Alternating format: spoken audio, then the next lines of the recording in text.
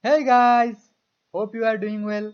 Welcome to AgriSylvie. Today's our topic is roof garden, sunken garden, vertical garden and terrace garden. We will discuss one by one. After discussing, we will go for MCQ section. If you didn't understand properly, then you can't solve MCQ. So, watch up to end. Let's start. First come to roof garden. Where it is found? It is generally found on the flat roof of a building. And you can see this in urban areas only, because in rural areas it is very rare to find a flat roof. And according to the soil depth and management practices, we divided roof garden into three categories. First one is extensive living roofs, semi-extensive living roofs, and third one intensive living roofs. So in case of extensive, the soil depth should be 2.5 to 12.5 centimeter. In case of semi-extensive living roof, deeper soil depth required for planting. And in case of intensive living roof, more than 1 foot soil depth required. Means it is highly susceptible to environment. You should manage properly because it is more than 1 foot soil depth. And according to management practices, if you say extensive, less management practices, semi-extensive, medium management practices, and intensive, as the name shows, intensive practices. This is a very good picture in front of you. You can see this roof garden is managed under intensive management practice, and this roof garden is managed under extensive management practice. Some special kind of roof gardens also there. We can say communal roof garden. Green roofs can slope down to ground level to make them accessible for pedestrians. Means it is in high but it has slope. It can slope down to ground level for pedestrian. Where it is found? It is generally found in spa hotel, campus area, business park and university areas. Means highly reputed area having communal roof garden. Then comes to public roof parks. As name shows, public roof parks, a green bridge can be used to join green roofs on separate buildings. Means there are 2 or 3 buildings are there. To join these buildings, we can use public roof parks. Okay. Thus, creating a continuous public or private green space at roof level. Means at roof level you can find a continuous green space. Means if you want to go from one building to another building, you will find a continuous green space.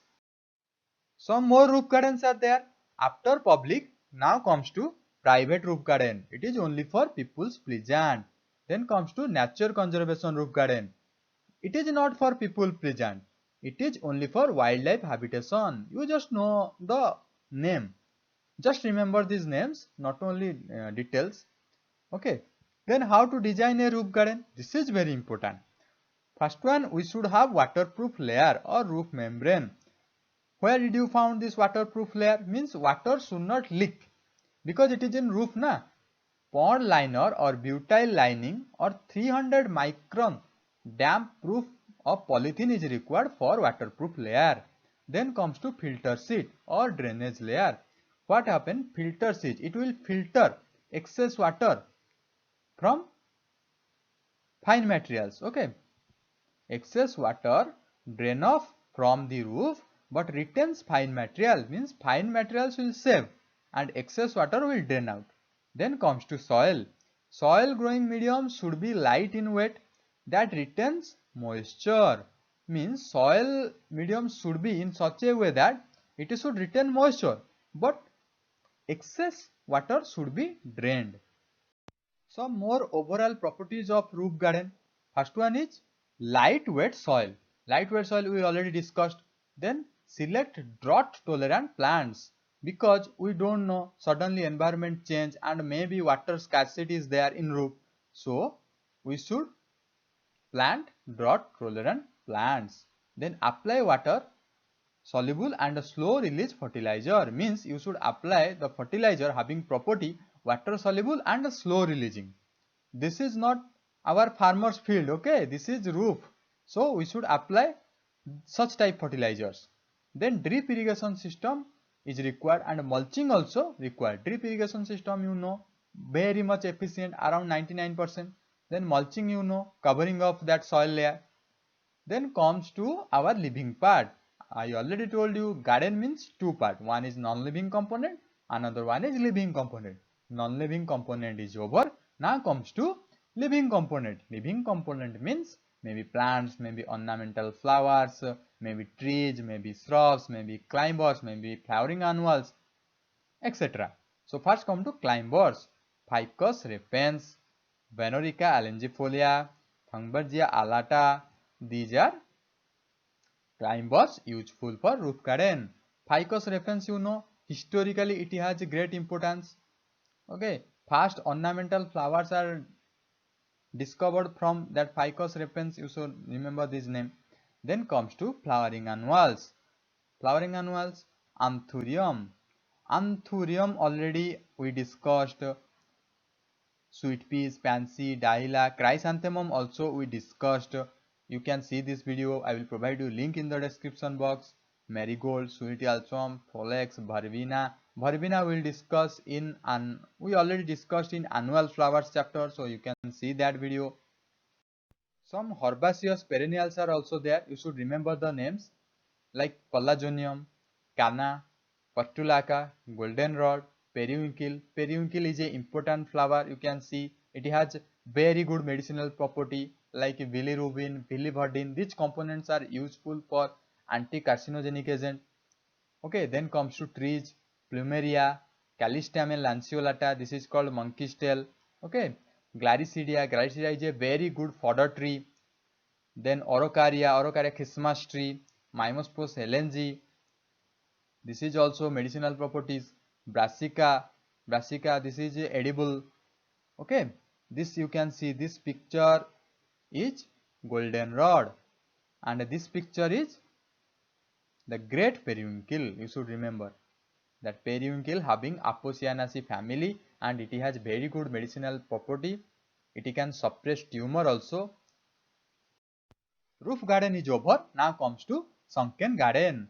Where it is found? Where there is natural depression, we can easily make sunken garden there. Okay, means at the center of the depression, a pond or pool is formed to grow water plants. Means where is natural depression, means it should be in center, so that we can easily grow water plants, because the water should be stored in that center point and we can grow water plants. Then drainage system should be very good, because if water will stored at that place, then we should drain our excess water. If the area is flooded, then we should make some extra drainage work. Then comes to avoid heavy soil. We can't make sunken garden area having heavy soil, because heavy soil having low drainage capacity. Avoid flooded area. I already told you, in flooded area we should do some extra drainage work. Drainage materials such as stones, rubbles, etc. placed at a depth of about 1 meter from the surface. For proper drainage, we are making these structures. This is a very good picture of sunken garden. You can see here at center the water is stored, and these are water plants are planted, and these lawn, these grass and these shrubs or herbs are getting water from this water stored structure. After roof garden, sunken garden, now comes to vertical garden. As the name indicates, vertical. So gardening with upright structure, utilization of vertical space. And where it is found? As like roof garden, it is also found in urban areas, and apartments and balconies are suitable place for vertical gardening. Then structures including fence, arbors, trellis and walls can be used in vertical garden. Fence, arbors, trellis we already discussed in our previous lectures. You can see these videos. I will provide you link in the description box. We already covered landscaping features, all non-living feature, living features. You can see this video. This is the picture of vertical gardening. You can see this is a very small picture, and here wall, along with wall we are planting trellis. These are trellis. So it is so like very beautiful vertical garden. Now comes to terrace garden. So it is a garden arranged in various levels or terrace. Various levels, remember. Where it is found? It is generally found in big apartments, shopping malls. What should be the construction you need when you want to make a terrace garden? You should go for land raising, construction of steps, ramps, walls, paved paths, painting of lawn grasses. So if you want to plant for terrace gardening, you should plant on edges only. Don't plant on the center, because center is for circulation. Plants only on the edges, so that the middle is left for open for circulation. This is the picture of terrace garden. You can see here plants are planting in edges only, not in center, so that it is good for open circulation. Now finally comes to MCQ section. If you understood fully, then you can solve these questions. First question is, a garden on the flat roof of a building found in an urban setting is called. Roof of a building, you can answer. Dash allows moisture to drain off from the roof in the roof garden. Excess moisture should be drained off. State a climber suitable for roof garden. There are many climbers, but Ficus repens is a important historical climber. From this species, we started ornamental flowering. Highest care and management need in which living roof of garden? I already told. According to management and soil depth, we divided roof garden into 3 types: extensive, semi-extensive and intensive. So here our lecture ends. If you have any doubt, go for comment section. Comment me, I will definitely answer you. If you like this video, please like and subscribe my channel so that I will make more videos for you. Click the bell icon button so that you will get videos in time. In this way, we will complete whole horticulture syllabus as well as ornamental horticulture, floriculture. Save tree to save life. All the best for your exam. Thank you.